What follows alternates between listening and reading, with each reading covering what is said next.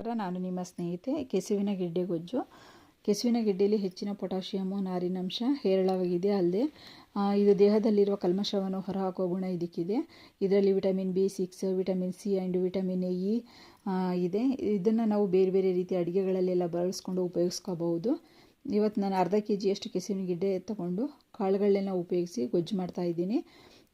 ಇವಾಗ ಚೆನ್ನಾಗಿ ಅದನ್ನ ಸಿಪ್ಪೆ ಎಲ್ಲ ತೆಗೆದು ಒಂದು 2-3 ಸಲ ತೊಳ್ಕೊಬೇಕು. ತೊಳೆಯೋದ್ರಿಂದ ಅದರಲ್ಲಿರುವ ಸ್ಟಾರ್ಚ್ ಎಲ್ಲ ಹೋಗುತ್ತೆ. ಇವಾಗ ನೆನೆಸಿರುವಂಥ 100 ಗ್ರಾಮ್ ಬಟಾಣಿ ಕಾಳು, 100 ಗ್ರಾಮ್ ಕಡಲೆಕಾಳನ್ನು ನಾನು ಕುಕ್ಕರ್ಗೆ ಹಾಕಿ ಮುಳುಗುವಷ್ಟು ನೀರು ಸೇರಿಸಿ ಅದಕ್ಕೆ ಸ್ವಲ್ಪ ಉಪ್ಪು ಹಾಕಿ ಒಂದು 4 ವಿಷಲ್ ಬರ್ಸ್ಕೊತಾ ಇದ್ದೀನಿ.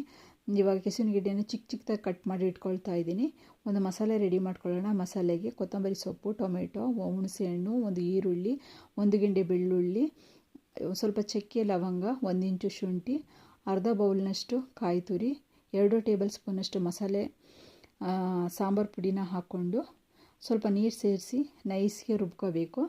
ನಂತರ ಒಂದು ಪಾತ್ರೆ ಇಟ್ಟು ಬಿಸಿ ಆದಮೇಲೆ ಅದಕ್ಕೆ 1 ಟೇಬಲ್ ಸ್ಪೂನಷ್ಟು ಎಣ್ಣೆ ಹಾಕಿ, ಎಣ್ಣೆ ಬಿಸಿ ಆದಮೇಲೆ ಸಾಸಿವೆ, ಕಟ್ ಮಾಡಿರುವಂಥ ಒಂದು ದೊಡ್ಡ ಸೈಜಿನ ಒಂದು ಈರುಳ್ಳಿ, 1 ಟೊಮೆಟೊ ಹಾಕಿ ಫ್ರೈ ಮಾಡಿ, ಈ ಫ್ರೈ ಆದಮೇಲೆ ಕಟ್ ಮಾಡಿರುವಂಥ ಕೆಸುವಿನ ಗೆಡ್ಡೆ ಹಾಕ್ಕೊಂಡು ಅದನ್ನು ಸಹ ಚೆನ್ನಾಗಿ ಫ್ರೈ ಮಾಡ್ಕೋಬೇಕು. ಇವಾಗ ರುಬ್ಬಿರುವಂಥ ಮಿಶ್ರಣ ಸೇರಿಸಿ ಮಸಾಲೆನ ಚೆನ್ನಾಗಿ ಹಸಿ ವಾಸನೆ ಹೋಗೋ ತನಕ ಫ್ರೈ ಮಾಡಿಕೊಂಡು ಅದಕ್ಕೆ ಸ್ವಲ್ಪ ಉಪ್ಪು ಹಾಕಿ ಒಂದು 2 ಗ್ಲಾಸಷ್ಟು ನೀರು ಸೇರಿಸಿ ಒಂದು 10 ನಿಮಿಷ ಬೇಯಿಸ್ಕೋಬೇಕು.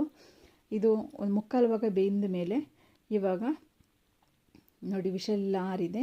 ಇವಾಗ ಬೆಂದಿರುವಂಥ ಕಾಳುಗಳನ್ನ ಸೇರಿಸ್ಕೊಂಡು ಒಂದು 10 ನಿಮಿಷ ಬೇಯಿಸ್ಕೊಂಡ್ರೆ ರುಚಿಕರವಾದಂತಹ ಕೆಸುವಿನ ಗೆಡ್ಡೆ ಕಾಳುಗೊಜ್ಜು ರೆಡಿ. ಈ ರೀತಿ ವಿಧಾನದಲ್ಲಿ ಒಂದು ಸಲ ನೀವು ಮಾಡ್ಕೊಳ್ಳಿ. ಪದೇ ಪದೇ ಮಾಡ್ತಾ ಇರ್ತೀರ, ಅಷ್ಟೊಂದು ರುಚಿಯಾಗಿರುತ್ತೆ.